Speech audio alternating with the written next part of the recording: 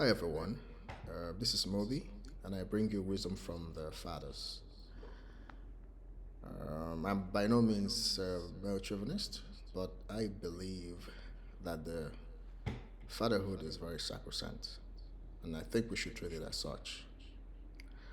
So this talking point today will be on listening. As a as a little boy, by the way, I grew up in a suburban setting, in an African suburban setting, and in an African suburban setting, going to the farm is very common. So I remember going to the farm with my dad, and my dad would ask me to shush, basically. When I want to talk and play around and get chippy a little bit, dad would tell me to shut my mouth. And then I would wonder, why would he say that? I mean, we're in the in the bush, and I felt like talking as a little man, and my dad would tell me no, and I would ask him, why would you want me to be quiet or silent? And dad would simply tell me, this is a farm. You can't see very far because there are bushes of cassava and bushes of all manner of crops, and that is when you can hear really. So rather than you making noise, my dad would prefer me to be quiet and listen because you could hear things from a distance. That's when people say things to each other that are very secretive. That's when people express things about themselves, maybe through singing a song or even having a chat with someone else that they are actually farming with. So my dad taught me basically to listen, that you listen.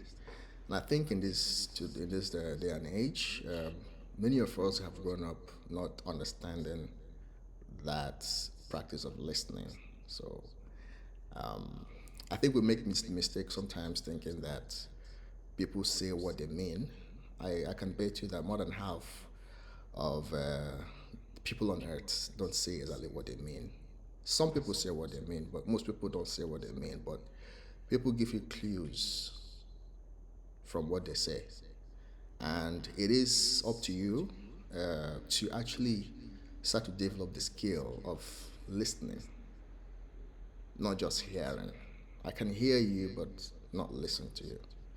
Listening is a skill because you can go beyond the spoken words and you can read behind the words that are spoken and you can understand certain things.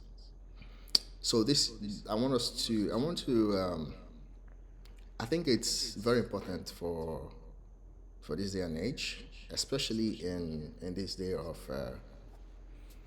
social media and a culture of showiness, if there's a word like that. So I think we live in a world where there's a lot of showing going on, and people say things, the people influence you by what they say, but can have a completely different lifestyle from what they say to you. So I think my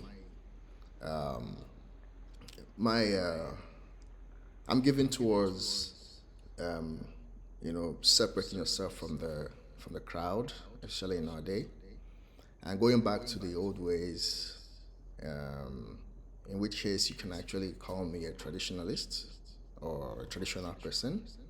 In which case, I think that the life skills that I have so far that has guided me the much it has were basically drawn from traditional wisdom as an African man who grew up in African setting. So this is where you get such wisdom. I am here to share such things, and I know that they are very lacking.